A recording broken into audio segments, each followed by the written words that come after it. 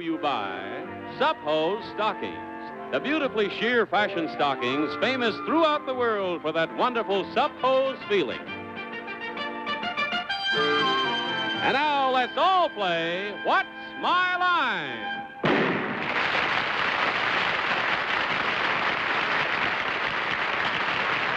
And now from New York, let's meet our What's My Line panel. First, the delightful star of stage and television, Miss Arlene Francis.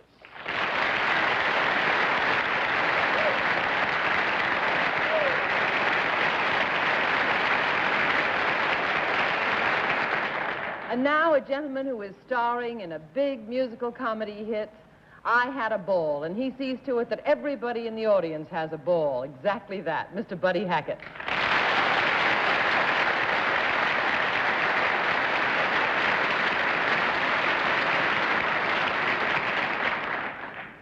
At this time, it would give me great pleasure to introduce the President of the United States, but unfortunately he's not here tonight.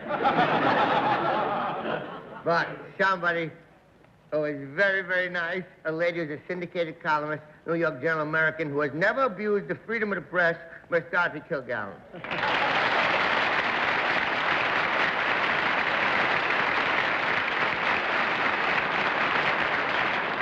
On my left, another star of a hit musical, Baker Street, Mr. Martin Gabel.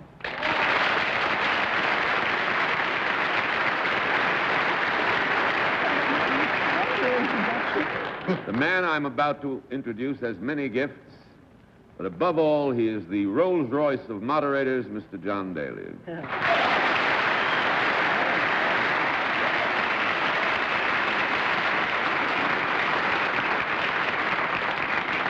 As I dare say most of you know, Bennett is in Caneel Bay on a brief vacation, and we're lucky indeed to have Martin here in his chair. And, Buddy, it's nice to see you on the panel, and I'm going to write a new musical called I Had a Ball on Baker Street. Thanks. Gee, that's a very good start. We've also got some very interesting occupations brought to the theater by some very nice people. We'll also have a famous mystery guest before my friends on the panel a little bit later in the show, and we'll meet our first challenger after this message. And now to meet our first contestant. Will you enter and sign in, please?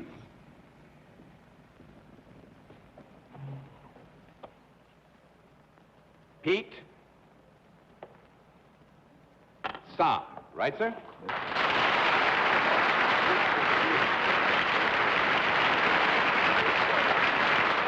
right. Mr. Sa, where are you from? I'm from Edison, New Jersey. Edison, New Jersey. Yes, sir. Nice to have you with us. Mr. Sa, may I present the panel? Now, if you join me over here, we'll let the audience in the theater and the audience at home Know exactly what your line is.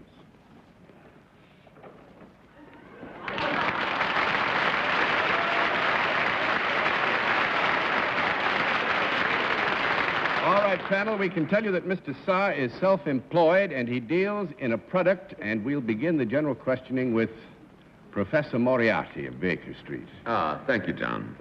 Mr. Sa, first may I ask the etymology of your name? S.A., I mean... It's of Portuguese origin. Portuguese. Portuguese. Could I use the product that you sell, Mr. Sa? Yes. Would it improve my health in any way? You mean specifically with the basic purpose of improving your health, Martin? Would, whether in a primary or secondary way, were I to use Mr. Sa's product, would it improve my health? Well, we would have to agree in a very broad area that if you had, for instance, been without the benefits of this kind of a product, it would be beneficial at the time that you had it, probably. Thank you, John. I take that to be a polysyllabic yes. A polysyllabic yes. Yeah. Well, is it something taken internally, Mr. Sa? Yes. Could it be loosely categorized as food? Yes. Is it a solid rather than a liquid? Yes. Is it something that is taken at mealtime? Could. Could. Could. Yes.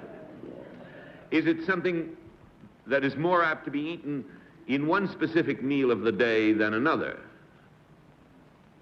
That is, would I be more likely to have it, say, this is not a question, I'm just explaining my previous question, for a breakfast rather than dinner?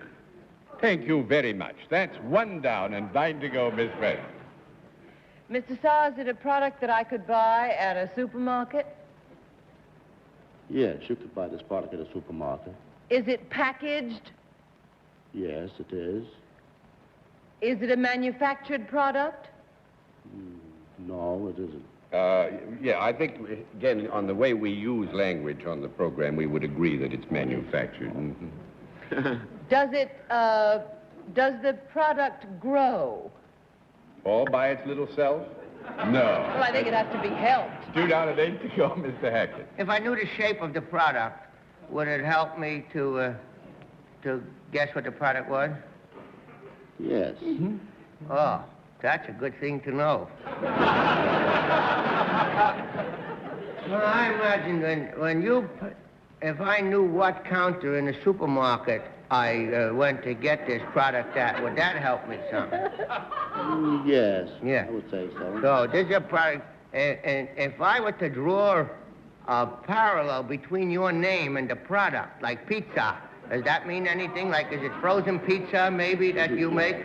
Well, actually, I'm going to throw all the cards over. You got it right. Boy, you're going to get very rich.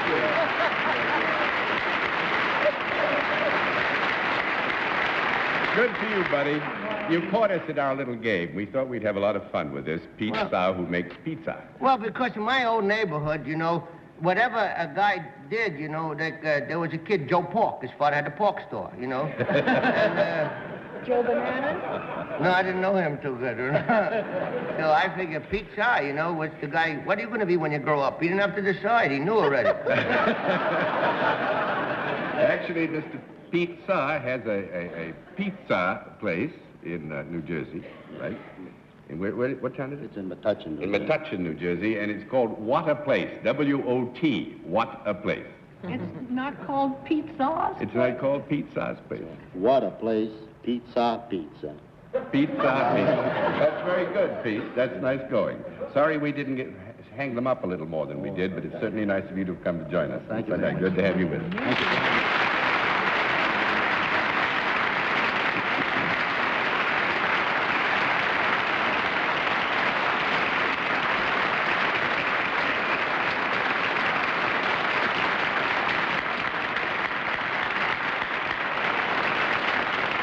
And now let's meet our second challenger. Will you enter and sign in, please?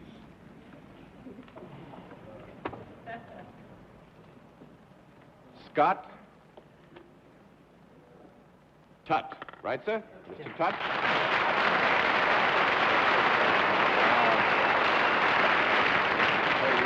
Mr. Tutt, where are you from? I'm from Doylestown, Pennsylvania, but I'm working in New York City. You're working in New York, but you're from Doylestown, Pennsylvania. Fine. Mr. Tutt, may I present the panel? Now, would you join me over here, and we'll let the audiences, both at home and in the theater, know exactly what your line is.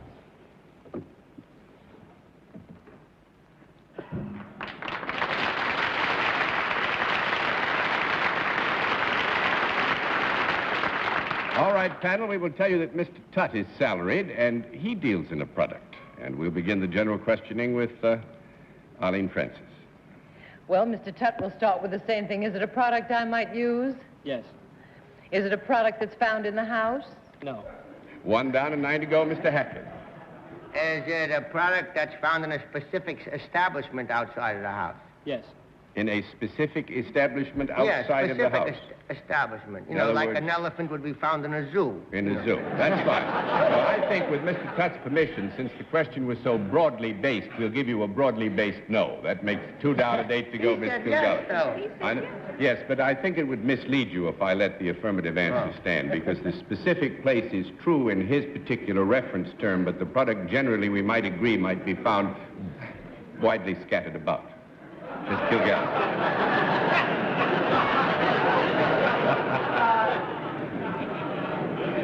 Is this product too big for me to carry around? Yes. I'm not very strong. wrong. At times. Yeah, I think it could be would be a proper answer rather than just Mr. Tutt, does this come in various models? no. That's 3 down and 7 to go, Mr. Gabel. Is this product of use to the average householder? It could be, yes. Doylestown has a farm school. Would it be in any sense a farm product that you deal in? No. Having a specific relationship to the agrarian and general farm economy, you mean? You already gave me the no, didn't you? Yeah, but I just... We're just discussing it, you mean, yeah. 4 down and 6 to go, Miss Francis. Well, Mr. Tutt, is this product now or has it ever been alive? No. 5 down and 5 to go, Mr. Hackett. Did we get, it was a manufactured product? No, we didn't get All that right, is yet. this That's a the way. manufactured product? And it is sometimes. Mm-hmm. Sometimes it's manufactured, but then sometimes it's natural, huh? Mm-hmm. Could be rain.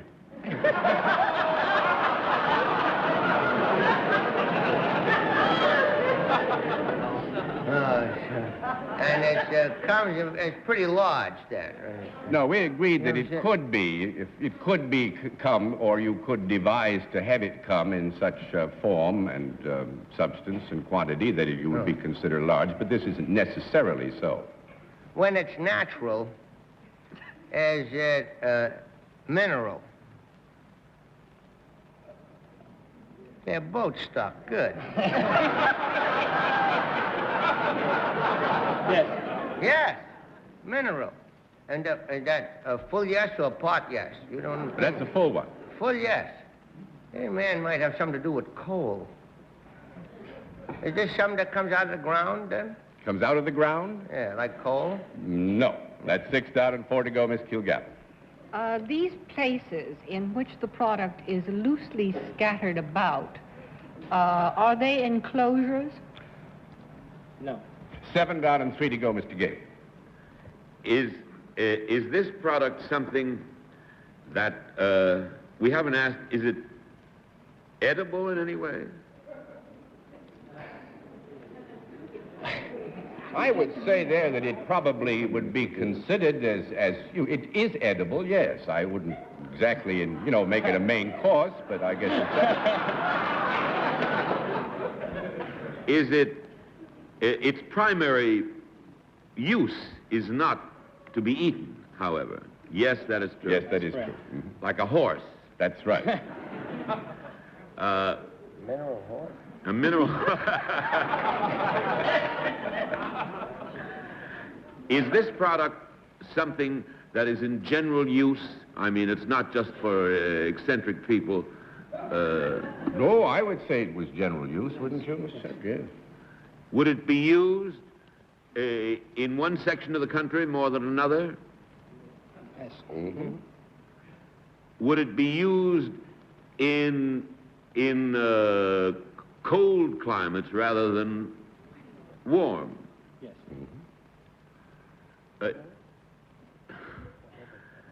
And it can be eaten. Oh, yeah. It could be. Mm-hmm. Is Yeah. what? Oh, I know. Dorothy, may we have a conference? You have 30 seconds for a conference. What is it? I'm probably wrong, but I think it could be ice or some form of ice. In a cold climate? Why would Well, they he need- might make ski runs or something.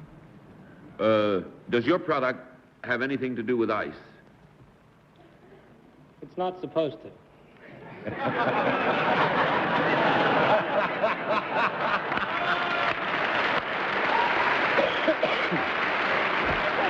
Actually, once again, I think we ought to turn over because that's a very fine piece of work. It is. That's he makes snow for ski run. You were so close, You were very close, sir. Actually, Mr. Tutt is with the Metropolitan Ski Slopes Incorporated, and he makes snow out at Van Cortlandt Park, which for non-New Yorkers is a very interesting place because you can take a subway train in New York City out to Van Cortlandt Park, and you can go skiing on the snow that Mr. Tutt makes at night. Have you eaten this stuff ever, John? Snow? Oh, I used to, actually, when I was a boy. Manufactured snow you eat? Well, not manufactured. I ate the natural products. See, I went to school up in New Hampshire, at Tilton School, and we used to go out and You're eat rough snow. up there, Yes, I we know get that. mad at the teachers. We go out and eat snow, you see. That's all the time. But you're going to, he does this now. I must say, we ought to explain it. We made Doylestown a point of it because Mr. Tudd graduated from Doylestown High last year. He's now making snow, but he's planning to go on to college. Right? Right. And how is the ski season? Is it nearly over? Yes, we have one more week. Yeah, one 14th more was week. our last. So the New Yorkers can go out and ski for one more week. Fine. I trust you can get all the members of the panel out there, Mr. Tutt, and thanks for coming to see us. Nice to see you.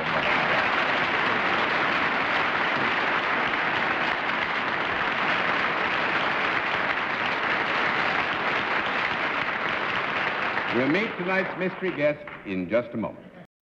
And now we come to the special feature of our program, the appearance of our mystery challenger, for which the panel is blindfolded, as you know. Blindfolds in place, panel? Yes, sir. Yes, sir. Yes. Will you enter, mystery challenger, and sign in, please?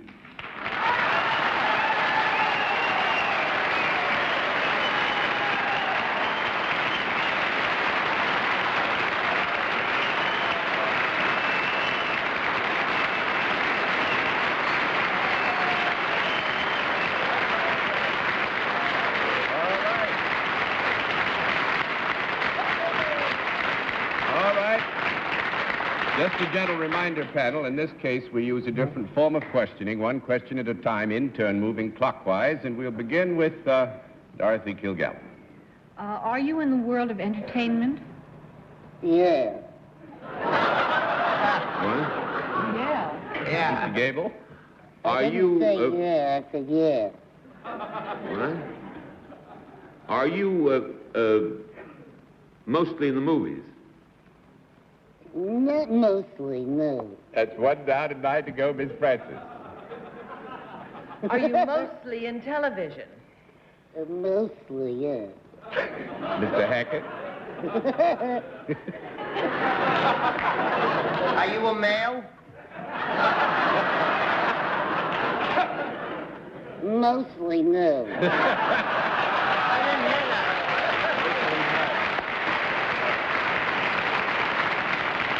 That's 2 down and 8 to go, Miss Kilgallen. Are you a comedian?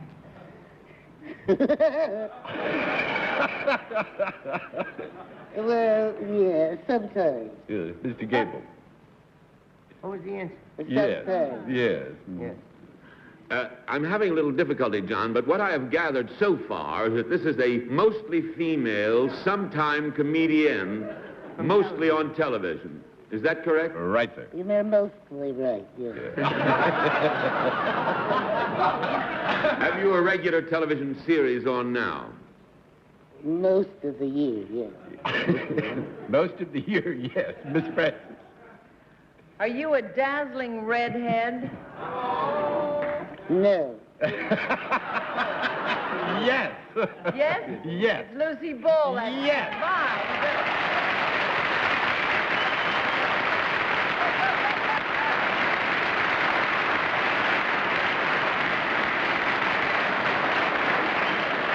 Hi, golly day, this is a wonderful surprise. I'm sure all of you have read in the paper that Miss Lucy is chairman of the Easter Seal campaign this year, and we read that you were in Washington at the White House to open the campaign this year, and I was hoping that you'd be with us tonight. I had to beg. You had to beg Yeah, that. there were a lot of stars in town. Yeah. Really, None. they're standing in line to get on this show. None shining as brightly as you do, though. Thank you. I thought you had to be truthful on this show. You do. Well, I You said do. I wasn't a redhead. Did you say mostly yes when I asked you? No, I said no. Mostly yes, no.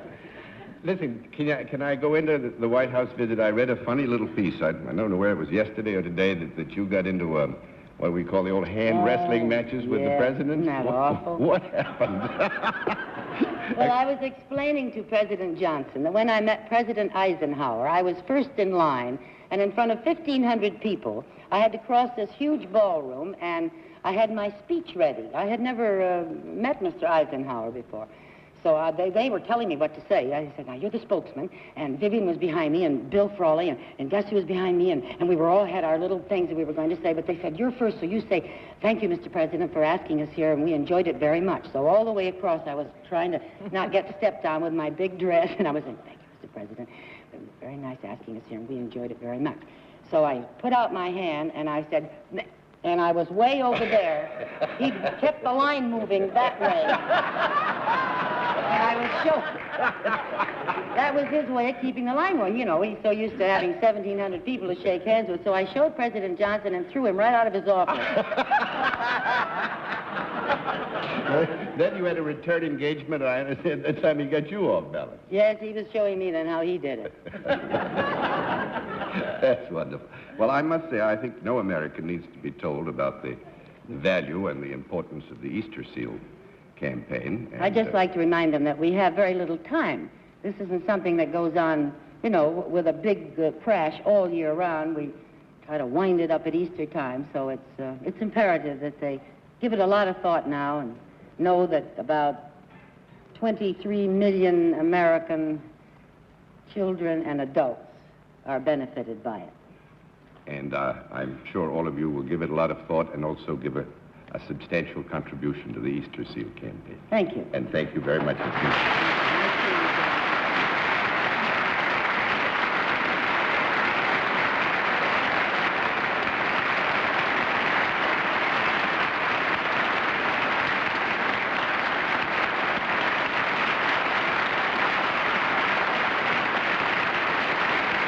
Well, you've done very well so far tonight, panel. Congratulations are in order. We'll have another contestant after this.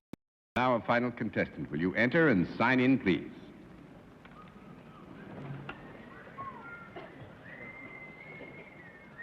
Benita Caress. Right?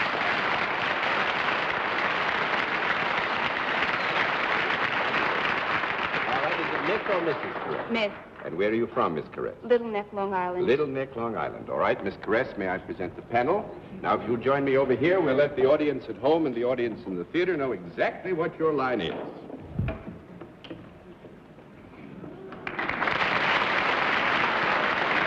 All right. Panel, you have a relatively brief time to go for this one. We will tell you that Miss Caress is salaried, deals in a service, but there is, in a manner of speaking, a product associated, and we'll begin with Buddy Hackett. I say give her the money. That's a nice-looking lady. This service, is this, are you a school teacher and is the product education? No, it isn't. That's it, I lose. 1 down and 9 to go, Miss Kilgallen. Could anyone on this panel use your services? Yes, you could. Would we see you when we were using them? Yes, you would. Would we come to you? Yes. Do you work indoors? Yes. Do you wear any sort of uniform? No, I don't. 2 down and 8 to go, Mr. Gabel. Since I'm in Bennett Cerf's place, I will say the connection between Little Neck and Caress is going to be overlooked by me. However, I am right in thinking that your name has nothing to do with your profession. That's right. Is it something that's more useful to women than to men? No, it isn't. 3 down and 7 to go, Miss Francis. Do you instruct in any way, Miss Caress? Could, yes. could. Do you yourself perform in any way? You show how anything goes, nothing. No, I'm not a demonstration performance. 4 down and 6 to go, Mr. Hackett. Do you use any sort of objects when you're performing the service? Is it? Usual, things that you might expect to find in an office. We'll agree those things are used, yes. It's an office. I didn't know I that. gave that away, didn't I? I gave No. it. Well, actually, I gave too much away. I'm Public going to throw all the stenographer. cards over. You got any glimmering of an idea? Public stenographer. No. No? Nobody? District attorney? Issues passports. Oh! Passport agent.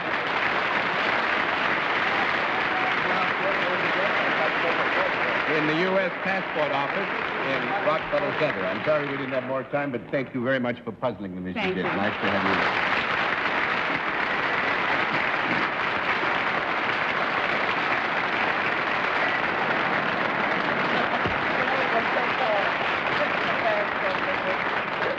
And there's another good reason to travel, as Bennett is traveling. He'll be back with us next week after a good, we hope, a very good rest at Caneel Bay. I've used up all the time. With the panel's permission, I will say good night for the whole gang, and thank you for being with us on What's My Line?